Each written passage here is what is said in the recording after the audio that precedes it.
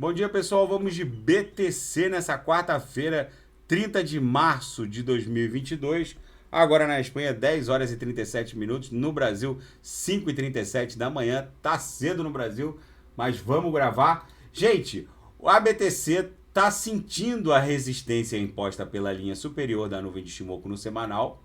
É uma resistência padrão. A nuvem de Shimoku tem essa função de suporte e resistência. Vocês vejam que nos candles da semana que se iniciou no dia 3 de janeiro e da semana que se iniciou no dia 10 de janeiro, esses dois candles tiveram os corpos reais ali, ó, se segurando no suporte imposto pela nuvem, pela linha superior da nuvem. A gente teve dificuldade de incursionar os corpos reais aqui para dentro da nuvem e quando fizemos, a base da nuvem segurou os corpos reais ali dentro no interior dela. Só os pavios visitaram a aresta inferior desse grande retângulo acumulacional. Então é normal o que era um suporte agora passa a ser uma resistência.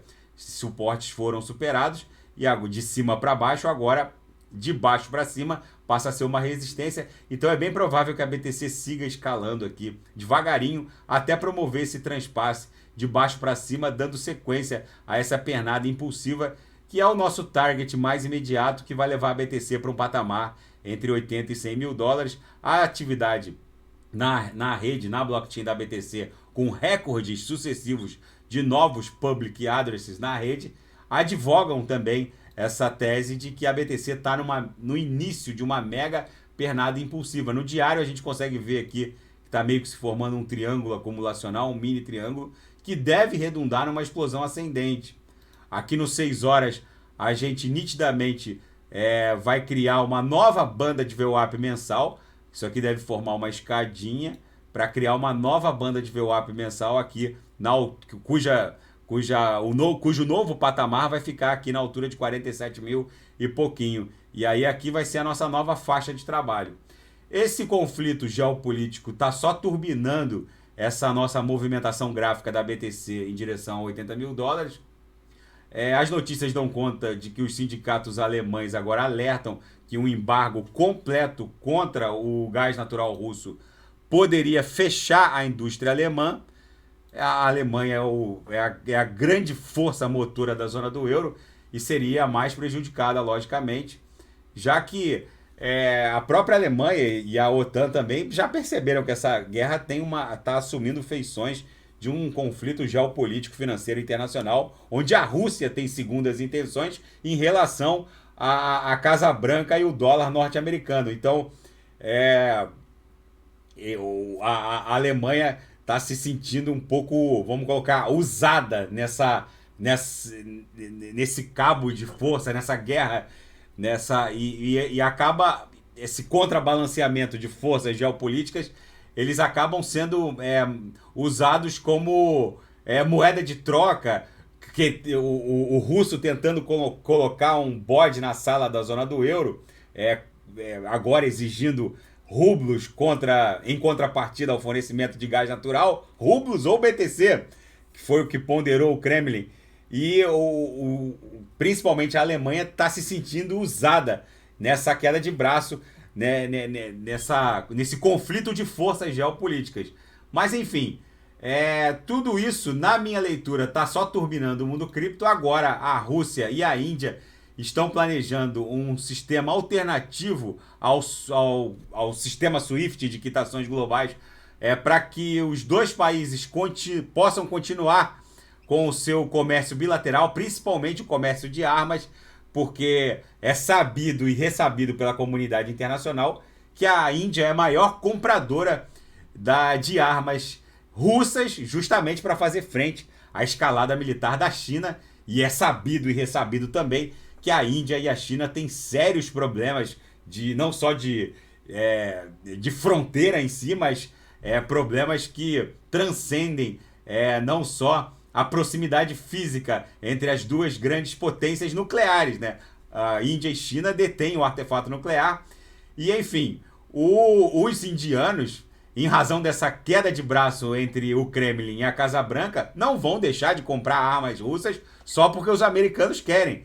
Só que com a exclusão da Rússia do sistema SWIFT, é muito provável que eles criem um sistema alternativo que só reforça o destronamento do dólar quanto a essa condição de reserva cambial e divisa natural de quitação transnacional. Ou seja, esse sistema que provavelmente vai rodar em blockchain, vocês podem ter certeza disso, é mais um elemento forte no sentido de destronar o dólar dessa condição privilegiadíssima de reserva cambial planetária.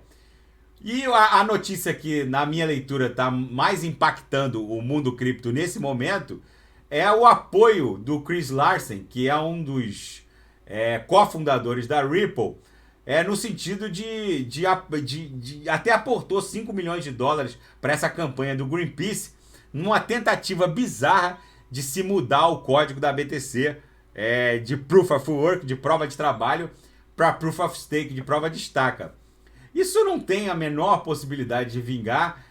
Eu fico admirado com essa iniciativa do Larsen, já que ele é um veterano do mundo cripto e ele sabe que a descentralização é o grande ativo da BTC, é o grande patrimônio, é o legado da BTC, é a descentralização, que ela só é alcançada verdadeiramente com a prova de trabalho.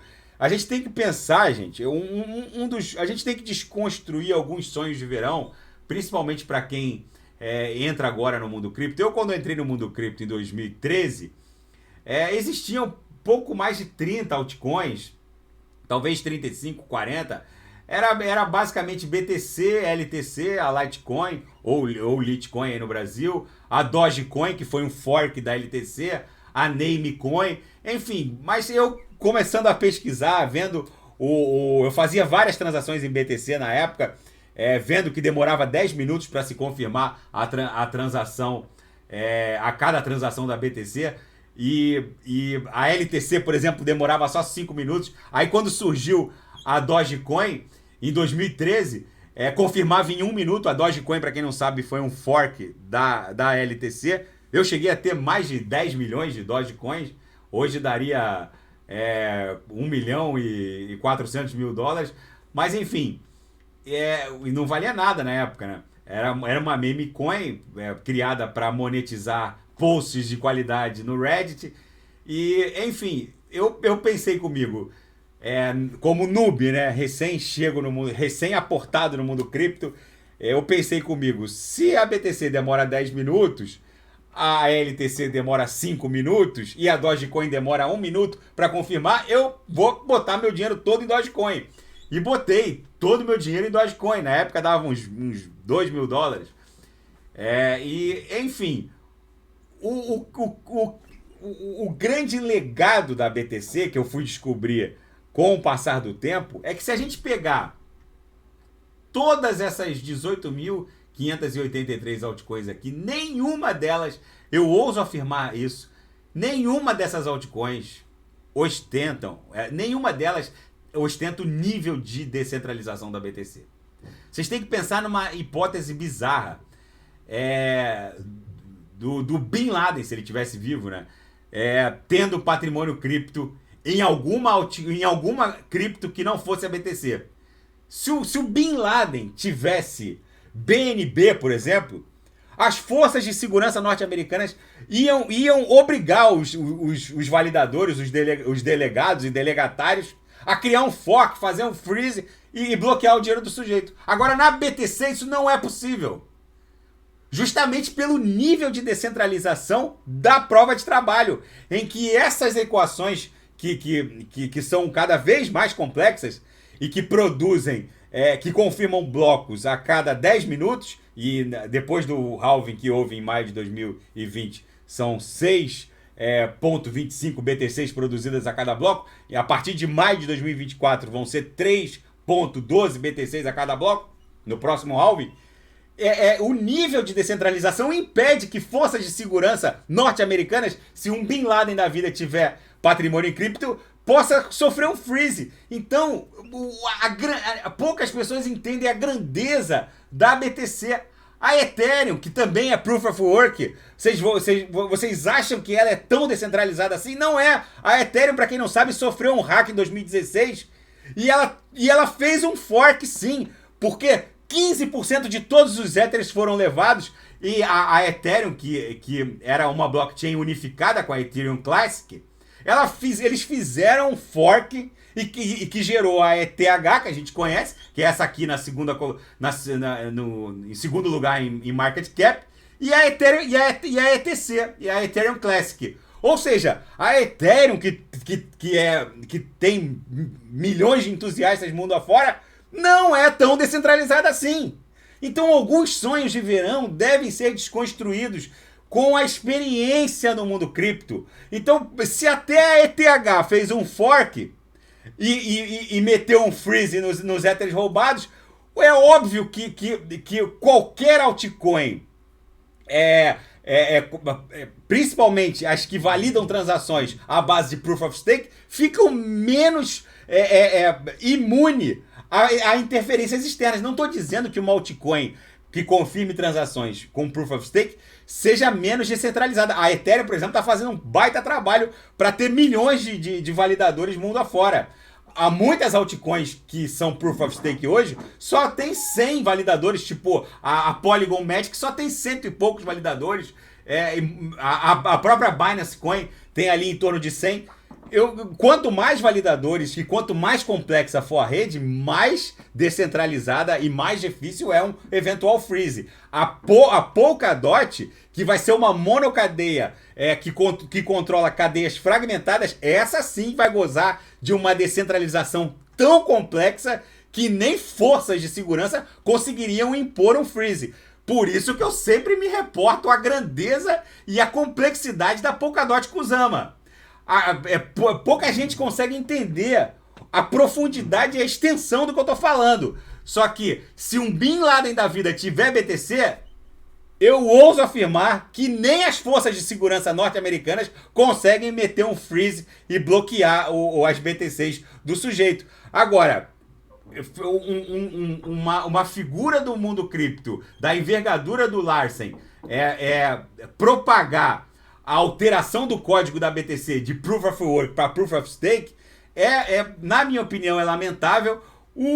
A BTC não é tão ambientalmente hostil assim, já que a gente sabe que as plantas de produção de energia, até uma hidrelétrica como Itaipu, ou uma termonuclear, como tem muito aqui na Europa, elas não são 100% eficientes, sempre há perda.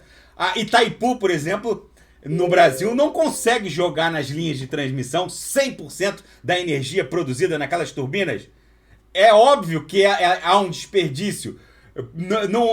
E a BTC pode muito bem ser minerada nesse excedente, já que não há nenhuma planta 100% eficiente. Agora a própria ExxonMobil afirmou que as plantas de gás natural, que igualmente as hidrelétricas e termonucleares também não conseguem canalizar 100% do gás natural produzido, eles estão, eles estão aproveitando para minerar a BTC ao invés de queimar ou simplesmente despejar esse resíduo na natureza. Ou seja, a BTC não é tão ambientalmente hostil assim.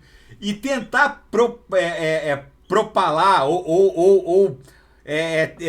essa tentativa de interferir no código da BTC é de uma brutalidade, a essência do que o Satoshi Nakamoto espelhou ali no white paper da BTC, que eu não tenho nem o que comentar, ainda mais o Larsen, que já é um veterano do mundo cripto e vem agora sustentar, até doou 5 milhões de dólares para junto com o Greenpeace tentar propagandear e tentar propalar uma eventual mudança do código da BTC de Proof of Work para Proof of Stake. Na minha opinião, isso advoga contra a descentralização do mundo cripto, contra o que o Satoshi Nakamoto quis imprimir de espírito e de ausência de controle por qualquer ente estatal dentro dessa rede. Então é por isso que vocês nunca vão, dificilmente vocês vão ver alguma altcoin flipar a BTC, superar o market cap da BTC, justamente porque a BTC é de uma grandeza inigualável, é um ativo único, goza de uma descentralização única. Dentro dessas 18.583 altcoins, eu ouso afirmar que nenhuma dessas altcoins aqui, vocês podem rodar isso aqui o dia inteiro, atrás das 18.100 e tantas altcoins, vocês não vão achar nenhuma que ostentem o nível de descentralização da BTC, que é um ativo absolutamente único. Tá bom, pessoal? Daqui a pouco eu volto com ADA XRP, Shiba Inu, vou fazer a tríade do metaverso hoje completa. E quem quiser sugerir alguma análise, é só colocar nas mensagens abaixo. Grande abraço, até daqui a pouco.